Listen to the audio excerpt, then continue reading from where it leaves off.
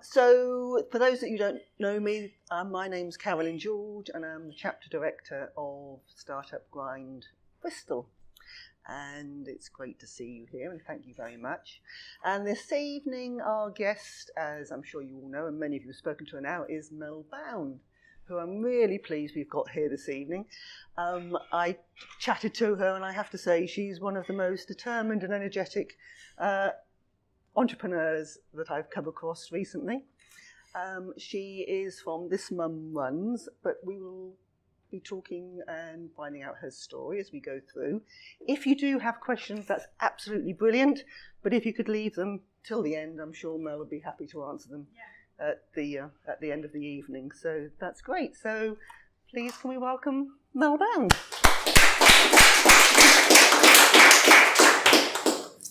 So Mel, just to get started, what's your favourite book that you've read?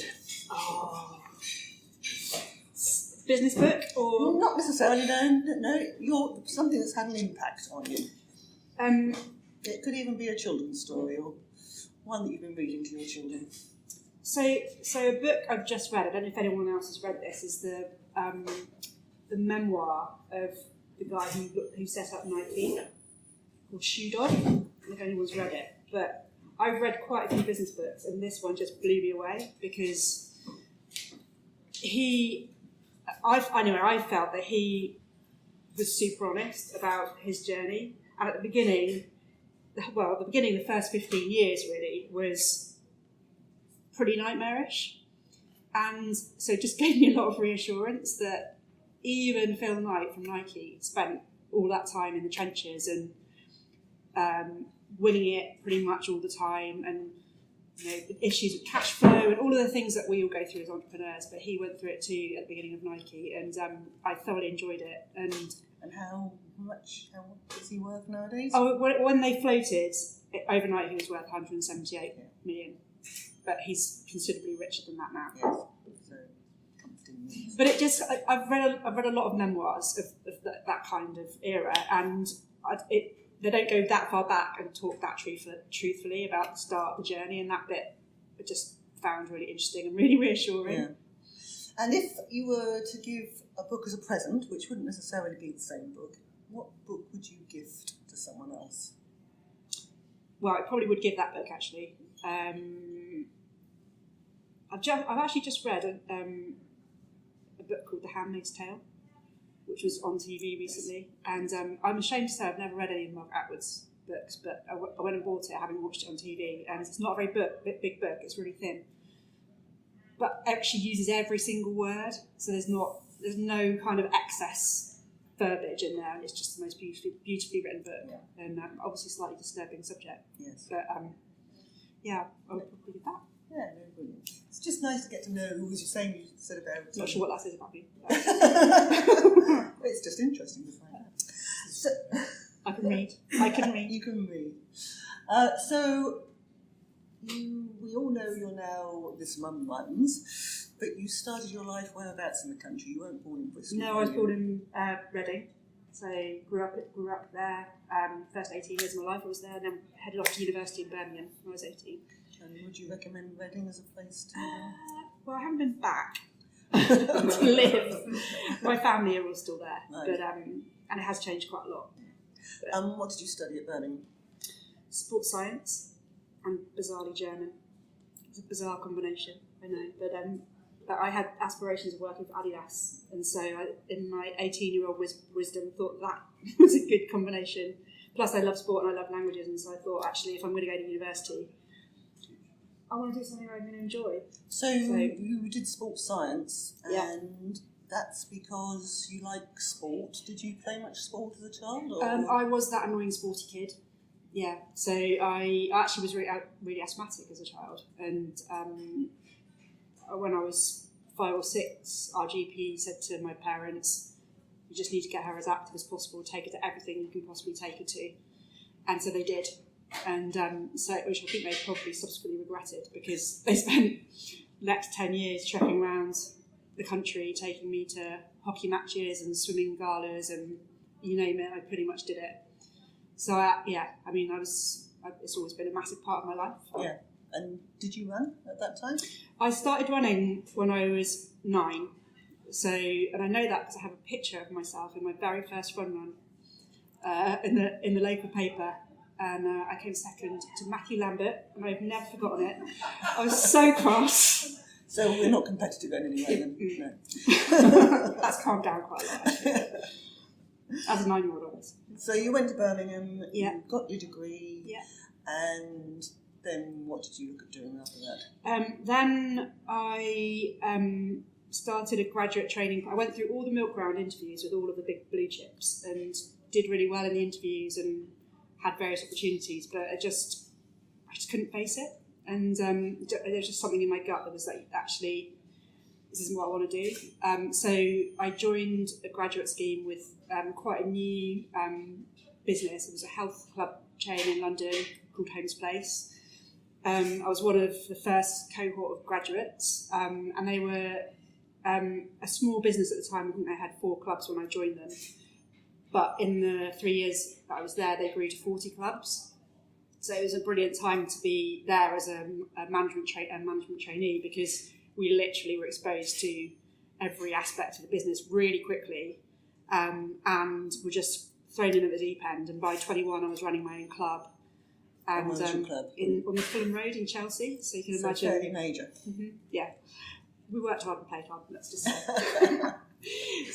So it was. I think it was quite a career defining decision for me, because I effectively was working for a startup, but I was given a massive amount of responsibility really quickly, and lots of really good training as well, which I still use in my business today. So it was brilliant. Yeah. So if there was something, I mean, obviously they grew really quickly. I mean, Yeah. And as you said, it was a startup. If there was one thing you've learned from that you've carried with you, what would you say that might be? Or 2 things? Or 3 things? No, I think the biggest thing I've actually taken the whole way through my career is the importance of people and talking to them as human beings and listening to what they need. So it was a very sales-driven organisation, but we were taught to sell in a very needs-based way. So the mantra was always 2 ears, 1 mouth. So it was always ask lots of questions, listen to what people are saying to you, and then and if you do that, you can sell to them. And I've taken that all the way through my whole working life. Right. So what was, would you say, Holmes' theory was for growing a business? What would you say their mantra was for being successful? I mean, they were very target driven, so it was extremely commercial. But I think the reason it was so successful back then was because their strategy was to hire bright graduates and give them loads of responsibility really quickly and trust them.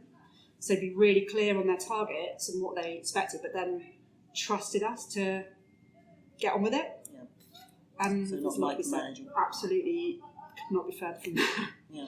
Yeah. And did they have many staff who didn't appreciate that, who struggled with that much responsibility? Yeah, they left quite quickly, to be honest. So it's not for everyone, is it? So yes. Yeah, no, it's the twist. Some people thrive in that thing. Yeah, it was brilliant for me. I loved it. So how long were you there? So I had a plan. I wanted to travel, and so my plan was always to work for 3 years and save everything that I earned, and then go travelling. So that's what I did. Right. Yeah. And so when did you head off? Head off 98. I'm going to show my age now. 1998. Nothing compared to mine. You're okay.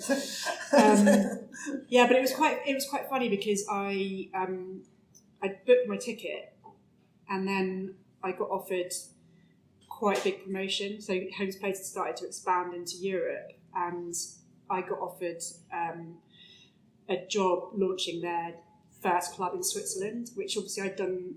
I'd studied sport and German, so it was kind of dream job. 3 years out of university, loads of responsibility, and I said, "Well, I've put this round-the-world ticket," and they said, "Well, we'll pay for your round-the-world ticket. We just want you to take this job." And I had this kind of really clear memory of standing in my kitchen, thinking, "Oh my God, what am I going to do?" And the kind of traditional path of just career progression, you know, all of that was drummed into me at school by my parents, and I was basically effectively going to throw all that away. And a Verve song, Bittersweet Symphony, came onto the radio, and I remember standing there and hearing this line, "You're a slave to money, then you die." And I just stood there and thought, I'm going to go travelling. The job, if they want me that much, a job will be there when I come back. So I went. That was it. Well done, very brave. And where did you head off to? Your round the world ticket. Where did you go to your call? I travelled overland from Kenya to Cape Town on a truck, which was pretty challenging as a kind of first stop on a world tour. It was a bit of a culture shock, and you know, camping out with hippos and lions and having safety briefings every morning, and you know, going through extreme poverty, and you know, just the most amazing experiences. But challenging travel at the time. It was definitely not a well-trodden route at the time. So I did that, and then flew to Australia. Spent about 6 weeks trying to get clean. Mud. Wash some of the dust off. Yeah. So whereabouts in Australia? I travelled all around Australia, so I didn't want to do that thing where you go to Australia, go to Sydney and get a job and work there for a year and then come home, because that for me wasn't travelling. So there wasn't many places I didn't go. I was for the whole year I was there. I was on the move, apart from a couple of weeks when I had to earn a few pennies. But so all around Australia, and then top to bottom of New Zealand, and then through Central America, so Guatemala, Belize, through Mexico, all the way up the west coast of the States, and then across the east coast of the States and down the east coast of the States. And then my mum said it was time to come home. That's enough. Yeah, that was going to be my next question. So what was your parents' opinion of... Well, it was in the days before email, believe it or not, and before mobile phones, and so they weren't super chuffed. The only way we had of communicating was I'd have to kind of let them, particularly when I was in Africa, I'd let them know my itinerary, and they'd send letters to had a thing called Poste Restante, like basically main post offices in different villages and towns, and I had to let them know roughly when I'd be there, and they'd send things and just hope that when I got there I'd coincide with the letters arriving, and that was the only way we had of communicating. So I don't think it was a terribly enjoyable 18 months for them, to be honest. No, you don't. My children are not going to be doing it that way. So you've done your travel around the world, you arrived back in the UK in one piece, obviously having had several months feeling free.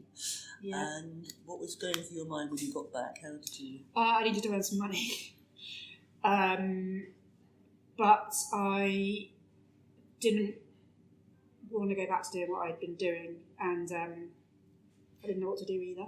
So I did actually end up going back to Home's Place for a short period of time to a club in Germany. So I kind of had a couple of weeks at home and then flew straight off to Germany and went into suddenly trying to remember my German and training sales teams in German, and it was just very full on after having a year or 2 years of no responsibilities and no work. So I stayed 2 months and then I left. I followed my heart. Probably, if my heart and my gut are telling me no, this isn't right, then I generally will kind of listen, and it wasn't right, so I left and moved back to London, and joined a sports marketing agency working for a guy called Alan Pascoe, if anyone's heard of him. He was an Olympic 400 metre hurdler. Yes. Hurdles? I should know that. I know he's middle distance, I don't know. Anyway, he was famous in the 70s yes. for track and field. Yes. And he was an entrepreneur, and he actually set up the first ever sports marketing agency and built it very quickly and sold it, retired in his mid-40s, that was it, but was passionate about track and field, and so decided he'd set up a little boutique agency to manage the commercial aspects of British track and field. So I joined at a time when there were 6 people, and as their head of events, having had no events experience, which was quite challenging. And we managed all of the televised events that went on the BBC, all of the international athletics events that were on the BBC. So, and we were a bunch of people that the money was awful. We worked terrible hours, but we just absolutely loved the end product of what we worked so hard on. When you said you worked terrible hours, what sort of hours? Oh, we'd work in this, because athletics is very seasonal. So in the summer, we'd have 12 weeks without a day off, not a single day off, and every day would be 12-hour days. So 84 days, 12-hour days. But the moment when you planned an event that 30,000 people turn up to, and you walk around and you see all of the things that you've been responsible for planning, and at the time you're thinking, why do I need to order these flipping tables? Who cares about these tables? And then you get to the event and you see the tables and you see all the water in the right places and all the little details that go into planning an event. Then it was brilliant. Yeah. So another startup. Another startup. Despite having done the Mel Bound at university, you've plumbed for startups. Yeah. And he grew his company. Oh, so it was a similar story to Home's Place. So I joined them.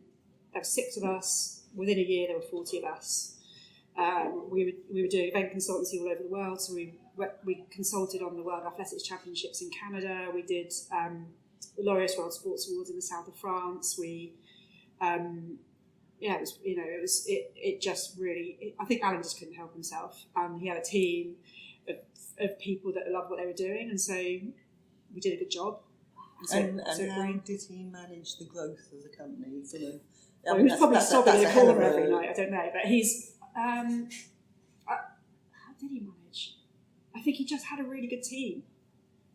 He had a really good team that he was the king of delegation. He stuck to what he was good at, which was relationships. So he had all of the senior level relationships with the host cities and with the main sponsors, and he left everything else to everyone else. So you've left university with a good degree in languages and sports, and you've done travelling around the world. You've worked with 2 startups, both of which went really well and accelerated really fast. And what happened next?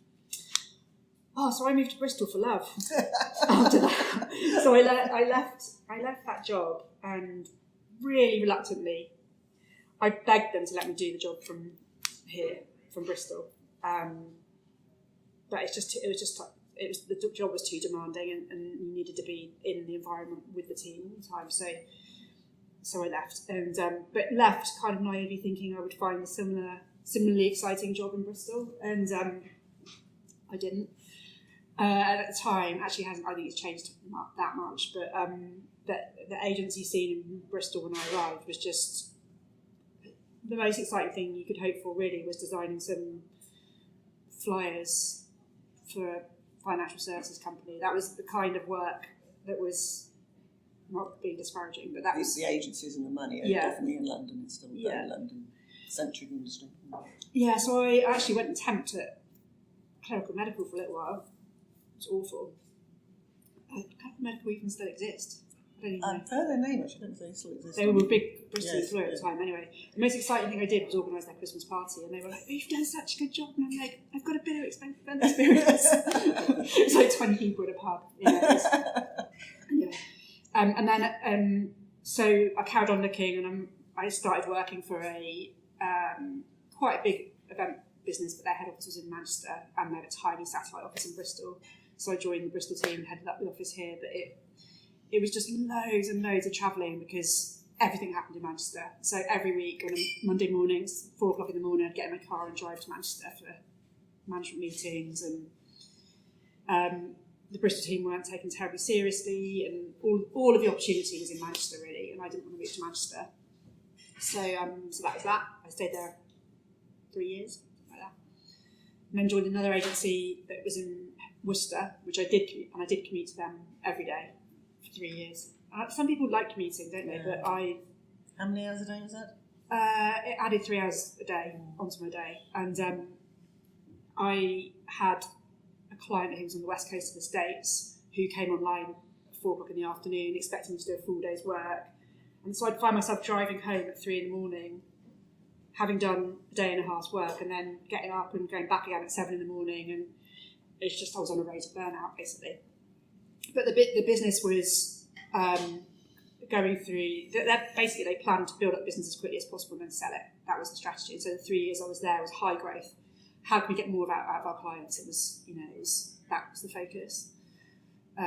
So all that sales experience from Home's Place came in handy. Made them lots of money. So another high growth business. No, high growth business. Yeah. And you did that for how long? A few years. Until I couldn't cope with the commute anymore, basically. What happens after that? Actually, I went freelance. I had enough of the commuting, so I went freelance. So your first taste of being self-employed was being freelance. And how scary was that when you first... Oh, it was brilliant. It was.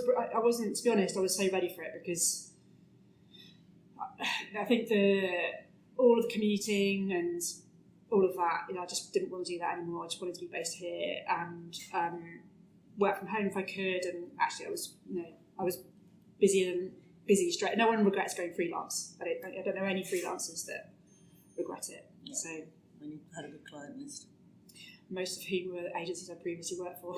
Yeah. So yeah. So at this point, you were. How was your love that you left your business? That didn't last very long.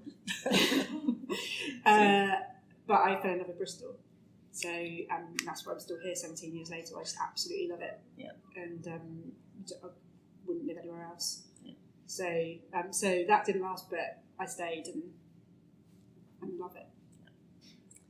And then we move on towards where you are now. So you're freelance at the moment. Sorry, you were working freelance at the time, and at this point you're producing children. I started producing children. Yeah. So I had my daughter in 2010, and then this was a bit of a turning point because I badly injured my back. I slipped a disc in my back and ended up having to have surgery on my spine, and went from being someone who'd obviously been really, really active to effectively not being able to walk to the end of my road. And I found, so that was obviously massive for me, but also I found the transition from work life to being a mum really hard as well. And so all of a sudden, everything that had made me me just wasn't there anymore. It was really tough. Yes. So having played sport all your life, you say you started running when you were 9 and all the other things, suddenly you were inactive. Homebound, pretty much?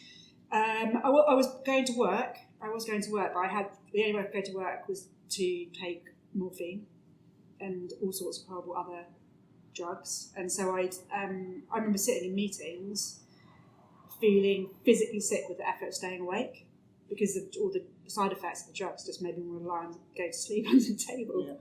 And actually, it's interesting because after I'd had my surgery and I'd stopped taking all the painkillers, and I talked to people that I'd worked with at the time, I said, "Did you not notice that?" They're like, "No, yeah. How could you not notice?" But it was exhausting because, And we know that you're obviously a brave person, you're a strong person, you'll go out there and you'll take up a challenge. How do you think this affected you? How were you mentally, emotionally? Oh God, I was not in a good place at all.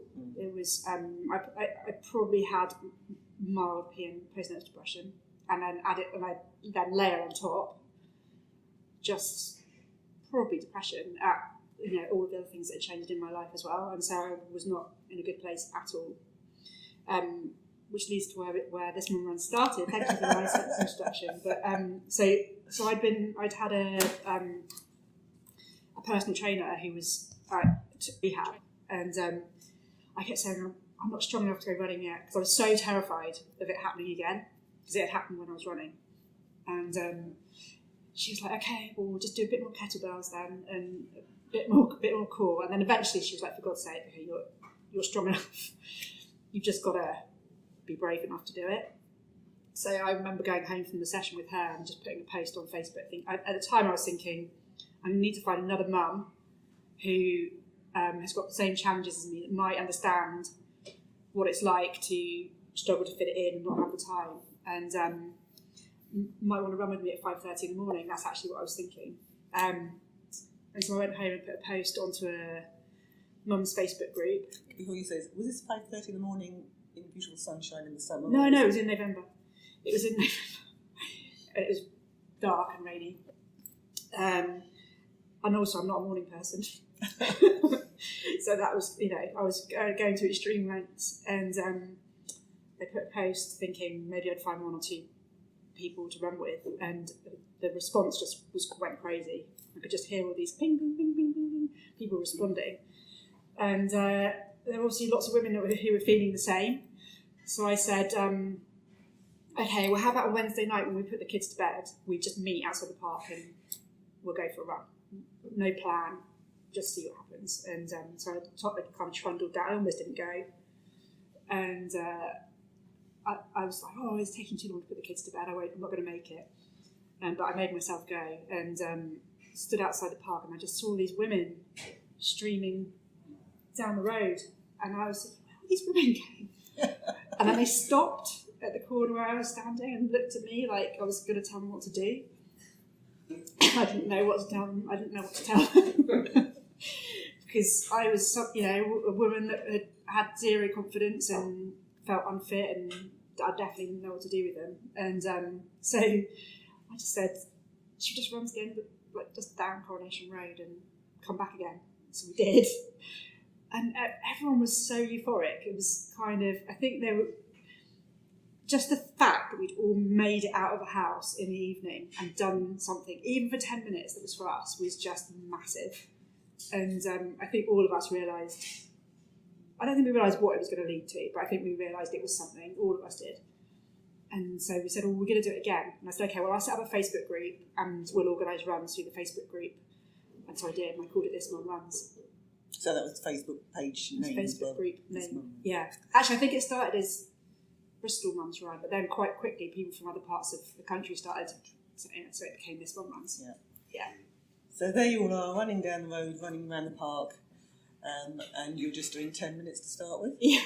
And you have a bunch of people, and some of them presumably haven't run for years, or maybe have never run, and a few people might be quite good runners. I mean, how did you cope with the diversity of who turned up? At the beginning, I think most people who came had run before, and there was a range of abilities. I mean, some people hadn't run for a while, but most people had done some running. There was one person actually I remember who was training for a marathon, and I just felt so intimidated by her. And actually, she's now a massive part of our community. She's one of our coaches. She's one of our volunteers, regular volunteers. She manages a whole area for us. Actually, she doesn't need all that we give, but she likes the community. So you've got a community of women who are running, and this is fun, and it's getting you out of the house, and you're starting to build your own self-esteem back up, I expect, at this point. Yeah. At what point did you say to yourself, this is more than just a group, or could be more than just a group of mums running? A couple of things happened. So I think we'd been going for a couple of months, and we had several hundred women in the group. And how quickly was that by? 8 weeks. It was quick. It was really quick. And I had this thing at the beginning that I did where I'd go, if I went for a run or as a group went for a run, we'd take a selfie and we'd post it on the group. Sounds ridiculous, but that's what we did. And for a long time, it was just me posting pictures and literally tumbleweed. Someone would like it. And then a couple of months in, and I was merrily thinking, God, we're so inclusive because we're only running for 10 minutes or 20 minutes. So I was thinking anyone could come. A couple of months in, someone put a post onto the Facebook group and said, it's really lovely seeing all your pictures and your posts, but I can't run for a bus. So, and it was a similar kind of thing to my very first post, where she just got all of these replies with women going, yeah, I feel exactly the same. Like I want to be part of it, but I'm not, and I don't know. And so then they started talking about how they were going to get a book from the library, and they were going to go to the park, and they were going to learn how to run. And I just looked at it and thought, that's ridiculous. I'm going to get a book from the library. So I said to them, I'll coach you. And at that time, I wasn't thinking about charging for coaching. I was just thinking I'd actually really like to help them, and so I did, and we did this 8 weeks together, and it was literally life changing for all of us. And in fact, the 15 women who did that first course are now part of our coaching team. Because all 15 of them. All 15 of them. Because it was so game changing for them, and they fell in love with running, but they also fell in love with the idea of helping other women, and that's what we're about really. And off the back of that first coaching program, I started getting hundreds of inquiries from people saying, "Will you coach me as well?" So at this time, you're still working freelance. I'd gone back to work because I got offered a job back at the agency I'd worked for in Worcester, and because of my injury and not being able to work while I was freelancing, I thought actually a permanent job with a regular salary would be quite nice, and sick pay if I need it might be quite nice. So I went back through gritted teeth, but it's fine. And so I was still there, and so I was fitting it around work and commuting 80,000 miles a year, and so we around the same time we got offered a little bit of funding from Run England, which supports recreational running. It's all about getting people into running. We'd like to give you some money so that you can pay some coaches to coach your ladies. They came to you. They came to me, look for this and I said, "That's lovely, but I don't want to pay coaches. I want to train mums to be coaches, because I don't think that our women want to be coached by a guy in a Ron Hill tracksuit and a clipboard and a whistle. I don't think that's what they want." And so we put 15 women initially through their running and training program. Subsequently, we trained 60 mums. So we've got a team of 60 coaches, Run England have funded, who lead all of our coach programs. And that's over a period of 3 years you've trained 60 women, is it? That was probably because to be honest, we got to 60 and then we didn't take any more because it just got a bit out of hand. And also I wanted to add, they kept offering me funding to train more, and I said, I don't want to just keep training more and more people. I'd like to give more training to the people I've got so they can do more things. But the way the government funding works is all about new people to exercise. And the number of people who've started, they don't care how many people continue or how many people finish programs. So they weren't interested in ongoing training for my coaches. So I turned down funding. Is that typical government funding or what? Yes, it's targets not appropriate to the industry. Yeah. And the other thing that happened was that people started asking for T-shirts. They said, we love being part of this, and we want to know who else is part of this Mum Runs when we go out running. We want to enter races and know who else is part of this Mum Runs. So what point is this again? This was really early. This was, and it was. I remember it being, because at the time it wasn't a business, and I didn't have any money, and so I didn't want to spend any money getting a brand and doing, because I worked in brand, and so I wanted to do it properly. I didn't want to spend money on it. I didn't have any money, and so one of the women's husbands was a graphic designer. He said, "I'll design you a logo," and I was, this is goes against everything I know about designing a brand, but okay.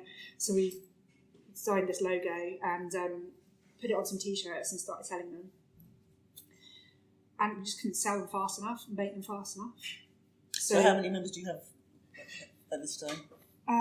Well, it was probably 1,000 at that point. So you've and it was only in Bristol at that point. So you've gone from your Facebook 70 odd that turned up at the first day to 1,000 quite quickly. Yeah.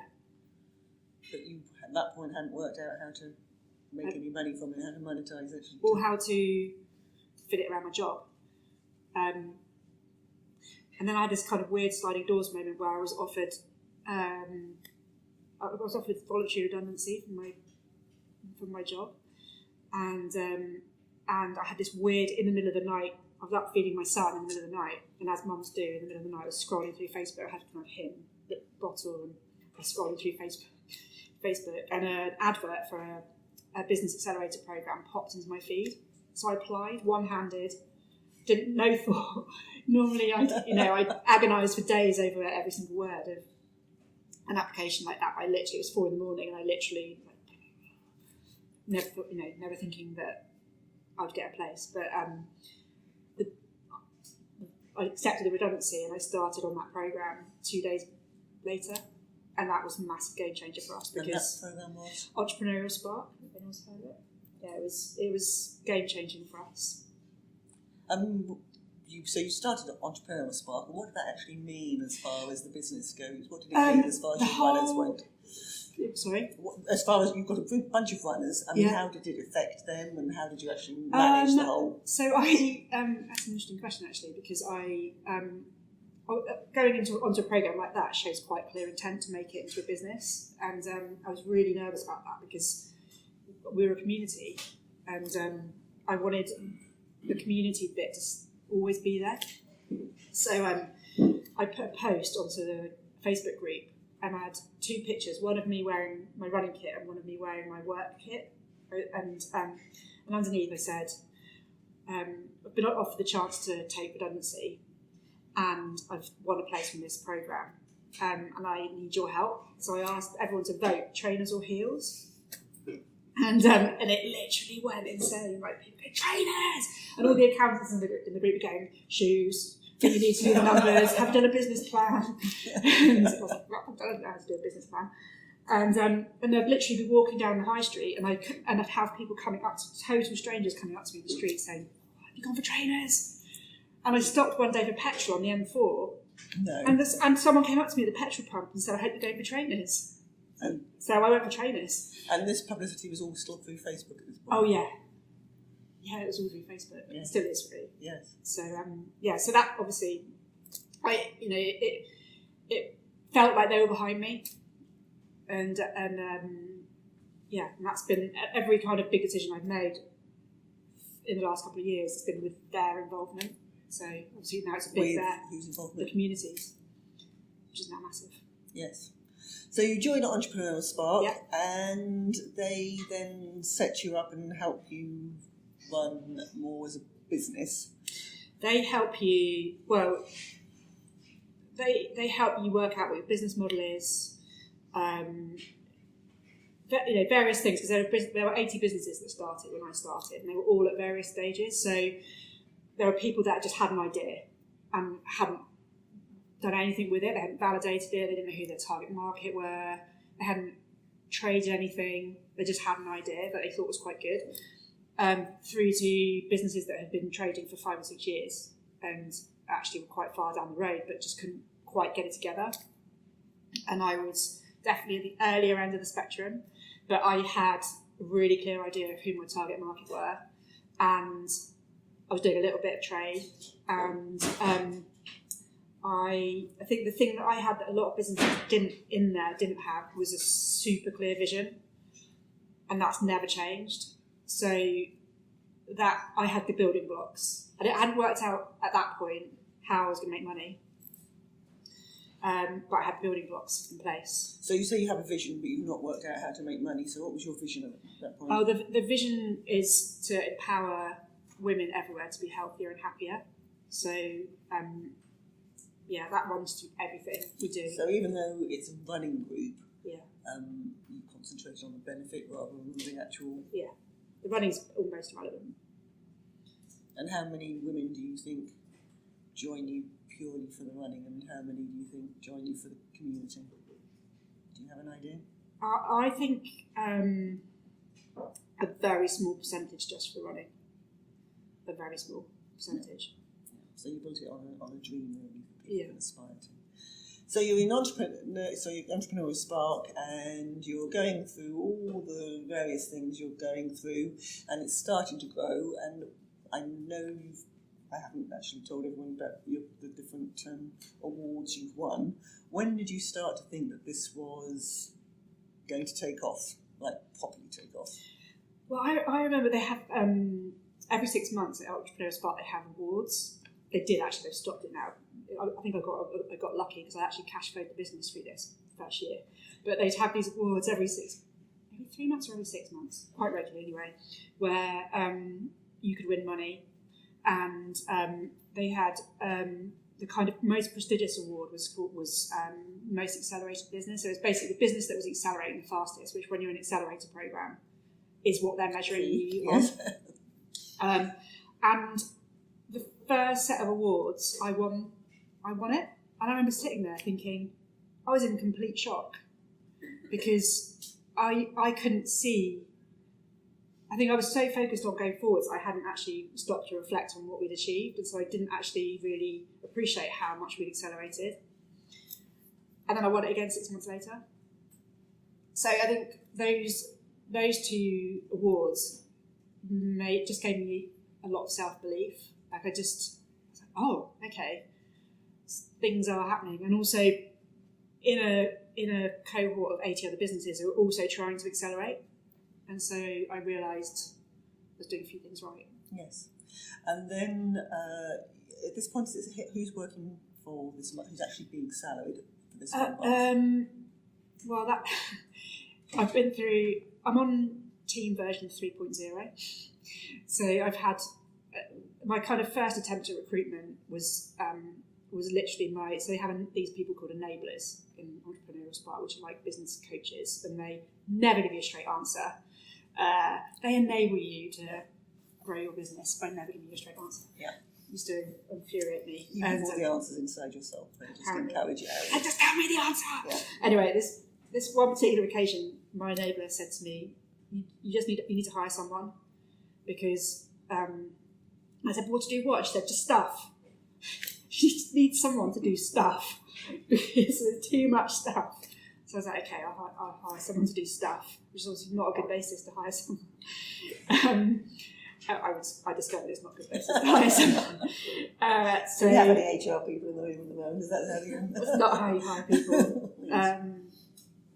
So I did. I hired someone to do stuff, and it didn't work very well. And then I hired a couple of interns. I've had 3 interns actually in total, one of whom just graduated from Bristol Uni with a first in politics, very bright girl, and she's just come back. And I've told her she's going to be MD of the company at some point. She's amazing. She's absolutely amazing. But not an obvious degree to recruit from, though, politics. She's very, very into empowering women. That's something that she's very passionate about. So, but she is incredible. More mature than me. It was quite scary. So yeah, I've been through various structures of team, and because the business was evolving and pivoting all the time, and so trying to work out what the structure of the team needs to look like was virtually impossible, because I'd recruit someone and then 3 months later I needed a different someone because the business had changed. And if you haven't got the right people, you've got the right mindset, that's actually very difficult for them. So what you're trying to recruit people around you to do stuff to support you. What would you say your strengths are? Not numbers. I'm learning with that. Relationships, sales, vision, ideas, bringing people along with me, kind of with a purpose, behind a common purpose. Because you've got now over 17,000 members, and I can understand that you're inspiring them and empowering them, but there has to be something about you that they feel confident enough to follow you. Where do you think that's come from? I think it's because I've always been really honest about myself and the things I find hard and the challenges I've been through in my own life and the ups and downs I've had with exercise, and going from a sporty person to an inactive person. I think having that empathy of what it feels like to be inactive and how hard it is to start again. So I hope if you ask them that's what they'd say. I don't know. They might sound just really bossy. I don't dare say no. They don't dare leave. Yeah. So you've got your group in Bristol. You've recently left Entrepreneurial. Yeah. Your term's finished. I think your time there has finished. And your plans for the future? The ultimate plan is to have this one run communities in every town and city in the world. That's ultimately what we're trying to do, but it is step at a time, because I really care about the experience we give women. So one of the biggest challenges actually in the last couple of years has been slowing it down, because there's been so much interest, and we have women all over the country wanting us to, in fact all over the world, asking us to launch groups in their area. So it would be so tempting to just go, yeah, here you go, here's a one pager, this is what you do. And I have been tempted to do that, but because of the women that we work with, who primarily are women who've never exercised, or women who had such a bad experience of PE at school that they're too scared to, or they've lost confidence after they've had kids, that every experience they have is really important. If they turn up to one of our runs and then no one speaks to them, or they go on a run and they're left behind, that's going to be it. Yes. And so I feel very responsible for every individual, and so we're deliberately, and we're kind of being very careful about how we roll out to new locations, and we're testing and learning all the time. So how many runs do you run a month or a week? We have about 300 a month now. So and some of them are free still, I think. All free. So the 300 a month are all free, and then we have a range of paid for coaching programs. So from total beginners up to we take women up to about half marathons. Like beyond that, we've given them all the tools, and they've got the free stuff they can go and do. So they sort of try and hold on to our hands, but like, you're okay now.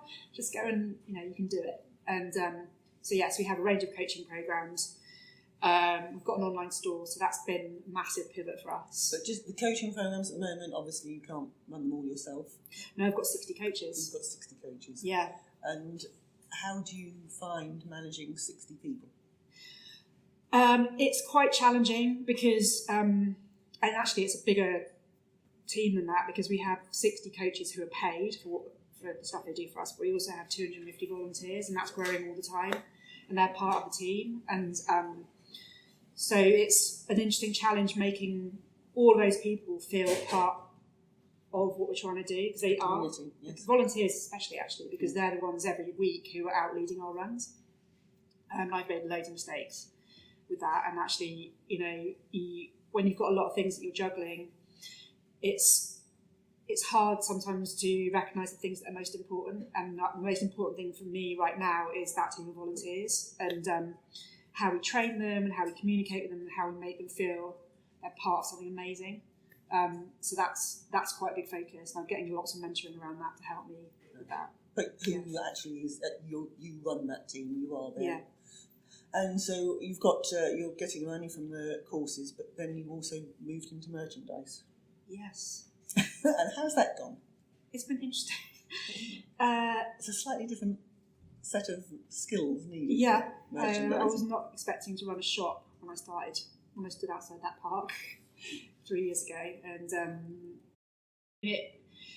we launched the shop in November last year, and we hit our Q1 target in the first 48 hours. Selling what?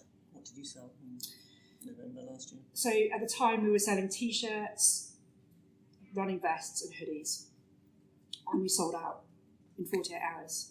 Like, shit, we need to make some more. So we kind of got caught into this cycle of trying to work, like not buy too much, so we had too much cash tied up in stock, but not running out, and it's taken us months. Just to give us a clue of the volume, how many in that 48 hours did you sell? Oh, several thousand. It was quite crazy. And who was actually posting this out, and who was answering the orders, and who was taking the cash? At this point, how did you get yourself organised? So we built an online shop, so all of the orders were managed through the online shop. We use Shopify, which is a great platform. And we'd outsourced the fulfilment to a fulfilment house in Hampshire. And how did that go? Pretty badly. Because one of the partners had a nervous breakdown 10 days before Christmas. And so we were in a situation where we'd actually just launched a range of sweatshirts, and they were all on a pre-order basis. So people had given us their money, and we had ordered them. But 10 days before Christmas, this guy just disappeared off the face of the earth. And we had no idea if he'd even ordered the sweatshirts, if they were being printed. anything. And all I could get out of him was that they were with a printer beginning with R somewhere in the M25. So I got in my car and drove to London with my colleague Googling printers beginning with R on the way there, frantically phoning all these printers. And we've got a video of that, actually. We should. I was like, Hannah, we need to video this moment because somewhere down the line we've got like a global e-commerce business. We're going to look back at this moment. There's a training course there somewhere as well. How not to do this. Yeah. But we found those sweatshirts. Yep. And I remember walking into this printers in Twickenham, and there were these 3 big skips with our sweatshirts just piled, crumpled and piled in a massive mess. And the printer said, there you go, for your boots. So we then spent the next 8 hours sorting them, quality controlling them, folding them, packing them, or booking a courier, getting all of the orders that were national off on a courier, and then all of the Bristol orders we brought back on the next day. We delivered them by hand. And again, what sort of numbers are you talking about here? I think I personally did over 3 days about 450 deliveries. The joys of being an entrepreneur. Yeah. And we all I want never our own repeat business. that. Why do we do this? I did have a moment. I remember I was still in Entrepreneurial Spark at the time, and I'd because I'd worked in events, and events is really about problem solving, because there's always problems, and you have to solve them. And so I've never not been able to solve a problem. And I came off the phone to this guy, and I was like, I don't know what to do. I literally don't know what to do. I literally did not know what to do. And this one of the enablers said to me, what do you know? Like, what do you know? And I said, I don't know anything. He said, okay, communicate that to your customers. I said, I can't tell them I don't know anything. He said, communicate that to your customers. So I did, and I said, we're having some problems. I just was honest and said, we're having problems with our supply chain. I don't know what's happening with your orders, but I promise you, over the next few days, I'll stay in touch with you with what's happening. And that's what I did every day, even if I didn't know anything, which for quite a long period of time I didn't know.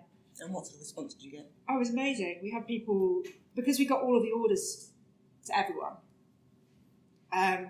We had one lady who cancelled her order, but she had nothing to do with us. She'd found us through an advert on Facebook, so she didn't know who we were. And she bought a sweatshirt as a present for her daughter. And so she was a bit older, and I think she was just didn't know who we were. She'd given us her money, so she just wanted her money back, so we gave her money back. But she was the only one, and everyone else, we had people saying it's better service than John Lewis. We've had other companies who, the service has been poor in the lead up to Christmas, or products have been delayed, but you're the only one who's communicated it. So, I felt pretty proud about that. I drank a lot of gin. Yeah. Last Christmas. So what lessons do you think you've learned from that particular episode? Oh my God. Well, we brought our fulfilment in-house. So, I didn't say you've got an office now. Yeah, we've got our own office, but we decided not forever, but we brought our fulfilment in-house because I realised I didn't understand the process. I knew we were losing margin at every step of the way, but I didn't understand how the process worked, and that's why when it fell over, it was so stressful because I didn't know what to do to fix it. So we've now got a warehouse and a warehouseman. Sometimes I go in there and think, how did this happen? I've got a warehouse. But now it's there. I can see and touch the products. I can go and quality control them myself if I want to. If they don't arrive, I know immediately. If I want to send more emails out to our customers, I think there's someone sitting there and I can say, just send some more emails out, so we're more in control of it. So what sort of percentage is the merchandise, do you think, of your business at the moment? About 80%. So from doing a community Facebook page, you're now doing 80% merchandise. Mm-hmm. And how do you feel about that? It enables us to do the running. It enables us to grow the bit that I actually care about. So I feel okay about it. And people love our product, so I feel okay. Yeah. But it is, it's not what I expected to be doing. So you're in Bristol, and I know you've got plans to grow. Where are you looking to move to next? So London's our next focus. We raised investment last year. We crowdfunded, and we had a few bigger investors who were interested, but we weren't quite big enough. And they said, we want to see you in London before we'll take you seriously. The investors came from where? The ones I crowdfunded through Crowdcube. So they came through Crowdcube. They came through Crowdcube. Yeah. And some of them were much more serious, kind of. Yeah. Wanted to offer more money than I wanted to take at the time as well. So my plan was always to, and I think when I crowdfunded, I said I would use the money in part to launch in four new locations, thinking it would be 4 cities. But actually, what we've done is focus on multiple locations in London, because I want to nail London, and we could spend the next year trying to grow London. And how have you? I mean, I know Twickenham is one of them. So we launched, and we did it again. We've deliberately done it slowly. So we launched in Wandsworth with 1 run, and we just wanted to see what happened. And so we deliberately have done it really slowly. They've been going for 6 months. We've grown it to 2 runs. The communities, there's about 400 of them that are running there. We haven't plugged much marketing around them deliberately, because we wanted to see what would happen if we just go and train some people and set it up, and let's just see what happens. So you started off by getting your coaches, trained coaches. We trained some volunteers, yeah. And we went and did a launch. And what did the launch look like? It was quite low key. We kind of had big discussions over whether we wanted to be a big bang and invite thousands of people, or whether we wanted it to be small and more intimate. And we decided we just wanted it to feel like a TMR run. So anyone who came to the launch would experience what it's about. So we wanted about 50 people. We had 50 people, and they came all over London and areas outside London. And we just met. I did a bit of this is what we're about. We went for a half-an-hour run. We came back, we had a bacon sandwich. We gave them a goodie bag, and that was it. But it was deliberately. And your publicity was really through social media. It was mostly Facebook again. Yeah, we did. It was interesting actually, because we've been waiting for the right moment to do national PR, and because we've done a bit. I've been on Women's Hour, and I've done a bit of stuff in the Sunday Times, but we haven't actively sought national PR yet, because we've been waiting for the right moment to get one chance for the big story. And so we'd had some advice that this was the moment. And my gut instinct was kind of saying, I don't think it is. I think we need to wait until we're a bit more established in London. But this PR person was saying, this is the moment. Anyway, it wasn't the moment. And we just got absolutely zero interest. It was the London Marathon weekend, which didn't help. No. And the Heads Together campaign with Prince William had just launched, and Mind Over Marathon was on TV. So all of that stuff was competing. It was going on. Yes. So we did it. We tried. I had a PR person doing some PR for a couple of weeks, and then I pulled it. It just wasn't working. And actually, the way PRs work best for us is when it comes to us. It's happened organically. Well, that's always very nice if it happens. We've been quite lucky. So, but we said about the 2 awards you got from Entrepreneurial Spark. You have actually also won other awards. Would you like to tell us about them? What else? Oh God, you say. You can play your own trumpet. That's all. You can sing that somewhere. So, yeah, it was kind of. This has been a kind of cascade actually, because last year I don't know if any of you've been. Look at the women in the room. There's a festival of female entrepreneurs that Enterprise Nation. And actually, can I just plug? It's not just women. It's on again in a couple of weeks' time. I think. Is it the 10th of October? I should know because I'm speaking. I think it's. I thought going. 11, maybe. 11.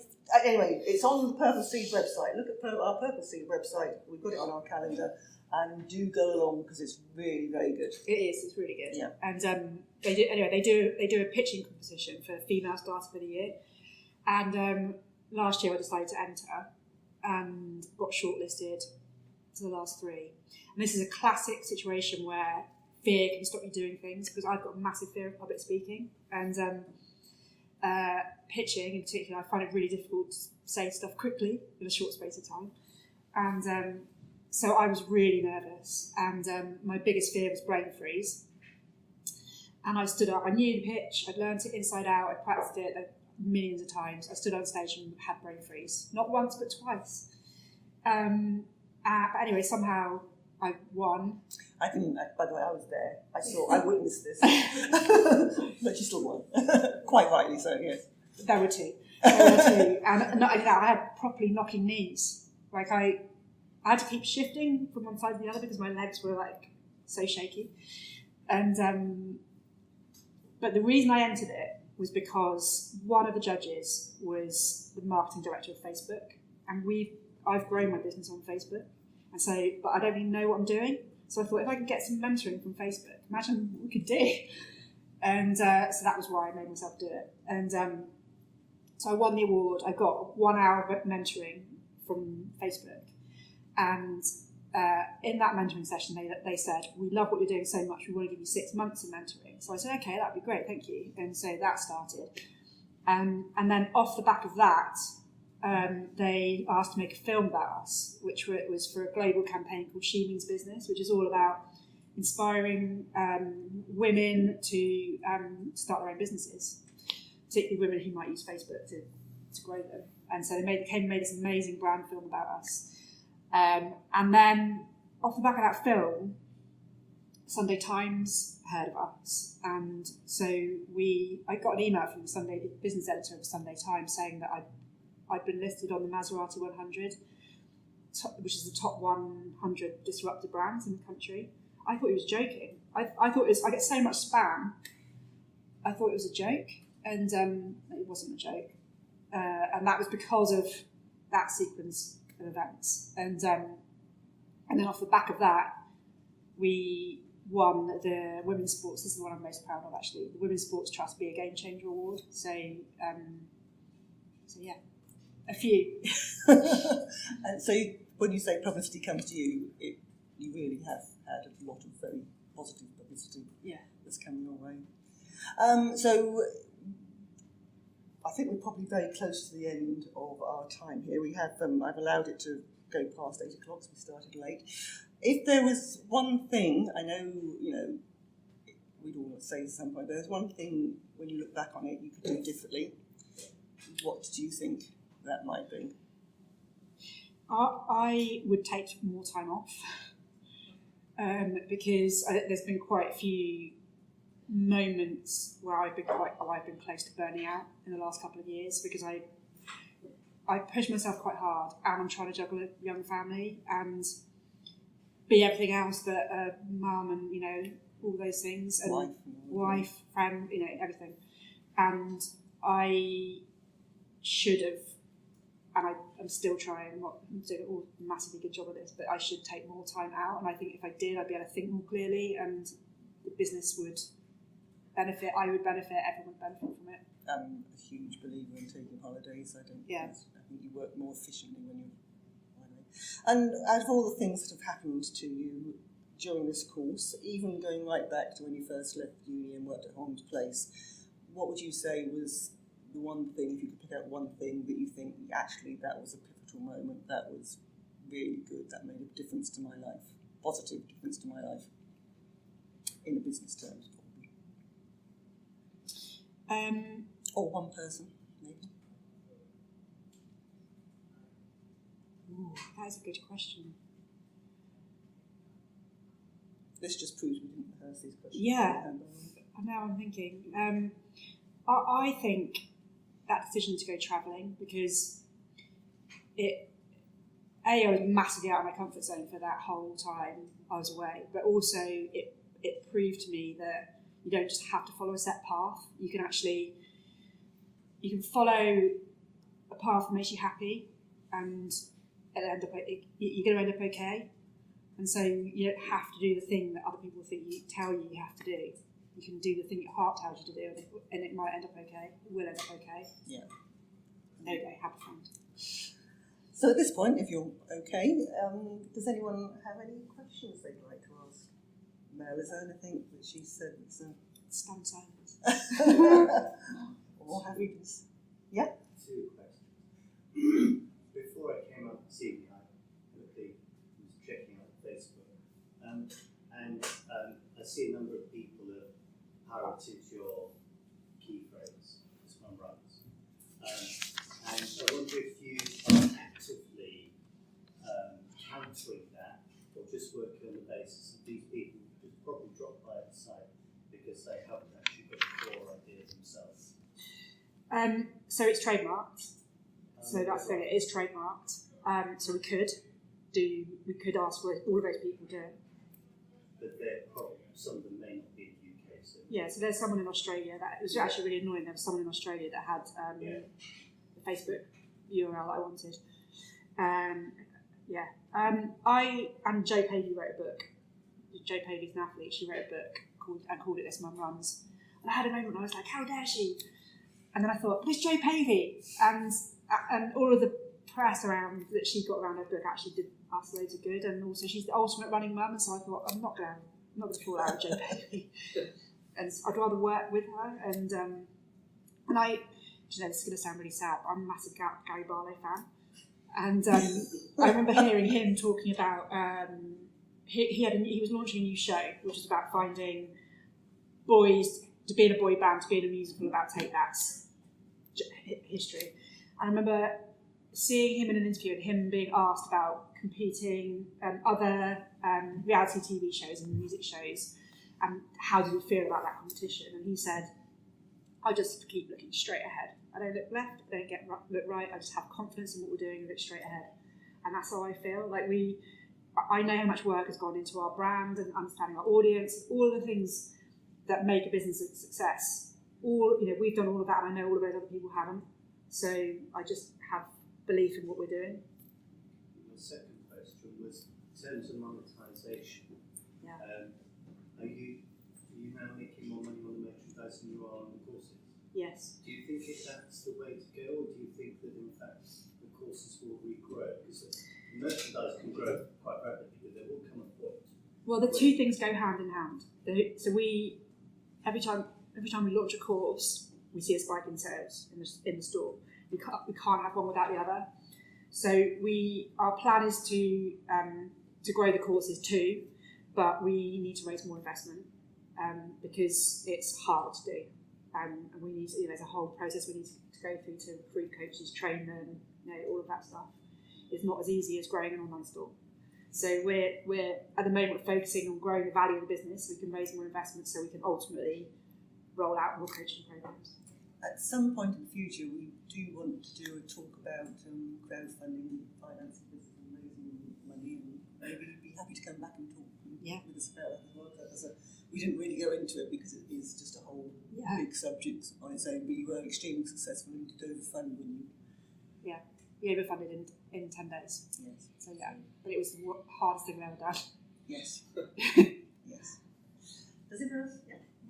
Mel, what would be your advice to people who have a genuinely good business idea, which they want to make something of, but they don't believe they have the qualities or entrepreneurial spark to make it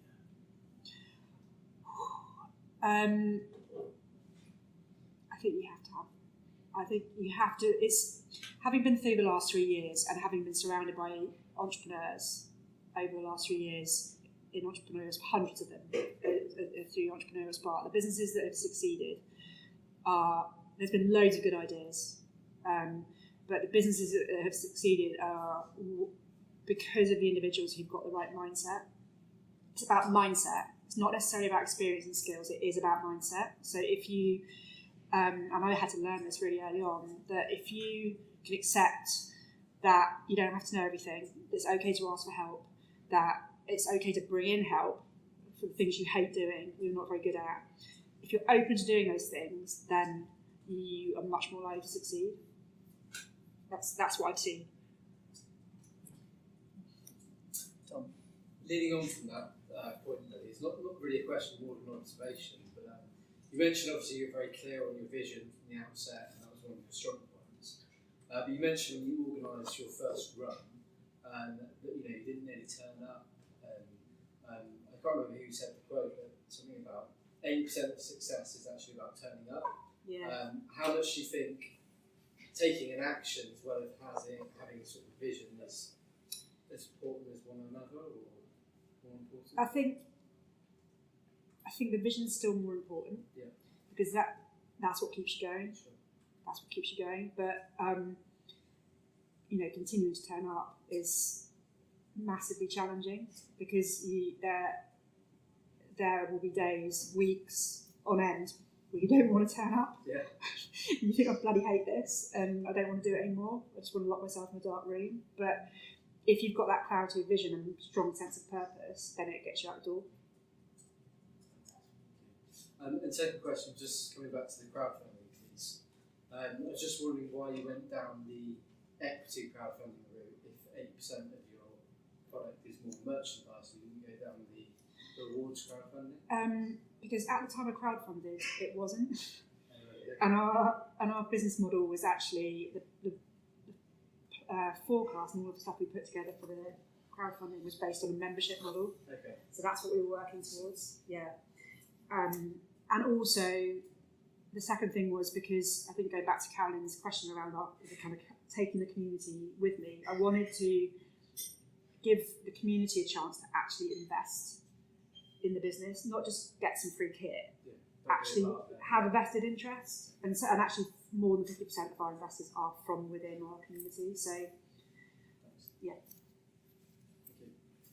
It has been a roller coaster, sounds like. Yeah. For the last few years, especially as a mom and entrepreneur. Yeah. The level of stress I can hardly imagine. So, how do you manage stress? Do you think the ability to manage stress is it kind of a born ability? Some people just kind of handle it, while others just being outcome. I don't always manage it very well. I struggle with stress and anxiety, and sometimes that hinders me. Do you sleep at I night? do, my sleep's often terrible. So it's another thing where you kind of have to actively do something to help it. It doesn't go away on its own. Running for me.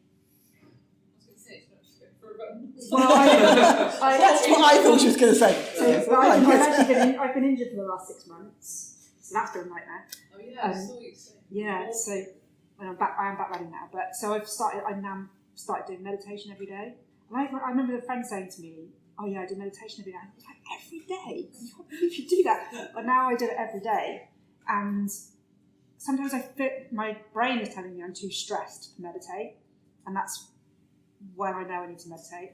So it's I think it's a thing, you're going to be stressed, and it's a thing you have to actively work on dealing with. And so for me, it's been about creating a bit of headspace in my week, and that's through meditation, through running, I keep something called a self journal, which enables me just to stay focused on a few key things. Otherwise, my brain just explodes with all the stuff I need to do. So those are all coping strategies that I've put in place over the last couple of years, because at times I haven't coped with it that well.